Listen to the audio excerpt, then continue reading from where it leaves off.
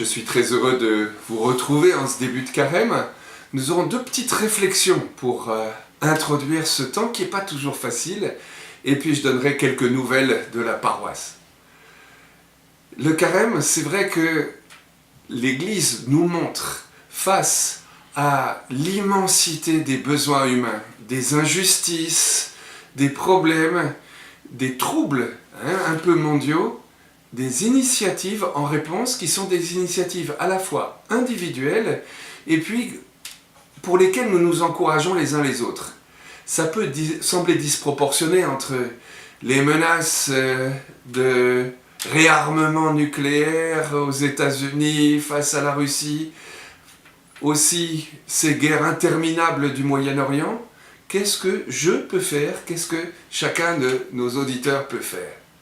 Eh bien, en regardant l'histoire, nous nous apercevons que lorsque une personne prend au sérieux l'invitation de Dieu et qu'en premier il prie, et à ce moment-là son action dépasse de beaucoup le petit espace humain qu'il partage avec d'autres, et puis quand cette personne agit pour se convertir plus profondément à l'amour du Seigneur et poser des gestes de jeûne, de partage, qui sont des gestes prophétiques qui touchent la propre personne, qui après ça rayonne davantage de l'amour de Dieu, mais qui touche aussi les proches qui, eux aussi, voient leur intérêt à prendre au sérieux ce temps.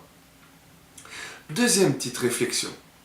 C'est vrai que nous sommes dans un monde qui privilégie le sentiment, la passion, et c'est vrai que la passion est un très bon moteur pour construire avec enthousiasme des belles réalisations.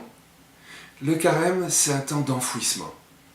Alors, retrouver par des gestes simples la maîtrise sur nous-mêmes, retrouver la pureté du cœur, peut-être en bénéficiant du sacrement du pardon, n'hésitez pas à le demander, mais sinon, véritablement, quel que soit notre état, une remise dans les mains du Seigneur et une réponse courageuse à celui qui nous invite à un amour se traduisant en une série de petits actes méthodiques, fidèles, concrets. Alors il ne s'agit pas de prendre un petit carnet et de marquer nos petits plus et nos petits zéros pour certains jours difficiles dans le carême, mais il s'agit plutôt de laisser le Seigneur remplir nos cœurs de son amour et puis de traduire notre réponse en petits actes bien méthodiques qui peu à peu nous remettent dans ce chemin qu'on appelle la vertu, c'est-à-dire l'habitude du bien, les petits actes concrets. Une fois que nous aurons posé ça, nous nous apercevrons qu'il y a le carême choisi, les petits actes, et puis il y a le carême subi. Il y a à certains moments des événements qui sont vraiment pénibles pendant le carême, et le carême les souligne plus spécialement. Alors c'est à ces moments-là qu'un surplus de fidélité, un surplus aussi de gémissement pour demander à Dieu sa force, dans ces épreuves qu'il nous fait traverser, non pas parce qu'il ne nous aimerait pas, mais plutôt pour nous permettre d'avoir des victoires plus générales, plus précises et peut-être plus profondes qu'habituellement. Bien sûr, tout ça en vue d'accueillir de façon toute libérée l'immense fête de Pâques. Fin de notre petite réflexion, quelques nouvelles maintenant de la paroisse. Il y a quelques jours l'assemblée paroissiale, ça se passait au bois de Taudur à Saint-Marcel, le 10 février, à la veille de nos grandes messes des malades dans les 3 clochers. Alors, cette année, la réflexion était spécialement sur nos bâtiments paroissiaux. Il y a une maison à Saint-Marcel qui se porte bien, mais qui méritera à certains moments des petites rénovations.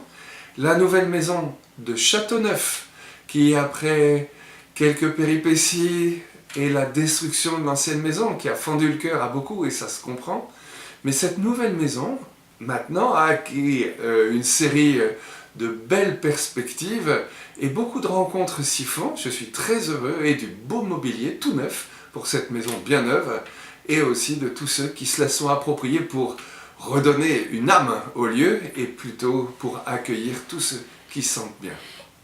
La grande différence, ça va être maintenant sur Bourg-les-Valences. Curieusement, nous avons su un peu au dernier moment que la maison qui touche l'église Saint-Pierre, l'ancienne maison du docteur Tivol, était en vente. Et avec l'aide du conseil pastoral, que je remercie, et du conseil économique, que je remercie encore plus, nous avons étudié la possibilité de l'acquérir et aussi l'emploi futur qui permettra effectivement beaucoup plus de choses que dans nos maisons actuelles du Quai Tanaron, qui sont bien, mais qui sont un peu biscornues. En même temps que l'achat de cette maison qui est en cours, il a été décidé avec les conseils et l'évêché la vente de la petite maison du 7 Quai Tanaron, sans quoi, bien sûr, nous n'avions pas les moyens de faire cela. Alors, c'est une grande aventure humaine qui va se poursuivre avec l'aide de bénévoles, j'espère, et pour quelques travaux simples et un peu de peinture, mais aussi pour donner les idées, trouver l'emploi de cette maison qui est en très bon état, mais qui mérite d'être un peu reconfigurée, avec aussi, bien sûr, les fameuses normes d'accès handicapé. Autant c'était impossible qu'à Tanaron, malgré tous les efforts de ceux qui y ont travaillé, autant là-bas, ça sera non seulement possible, mais agréable, et nous nous réjouissons d'accueillir dans des conditions optimales des groupes qui ne seront pas immenses, ce n'est pas une maison gigantesque, mais dans un site qui est très agréable avec un petit jardin. Ça permettra aussi les réceptions de chorale, peut-être des petits repas après tel baptême ou tel pot après un enterrement, avec toujours la possibilité de demander à la mairie la salle de vote qui est en face de l'église Saint-Pierre et qui nous permet des jolis repas paroissiaux. Merci à tous et j'accueille toutes les bonnes idées pour compléter les bons avant-projets que nous faisons.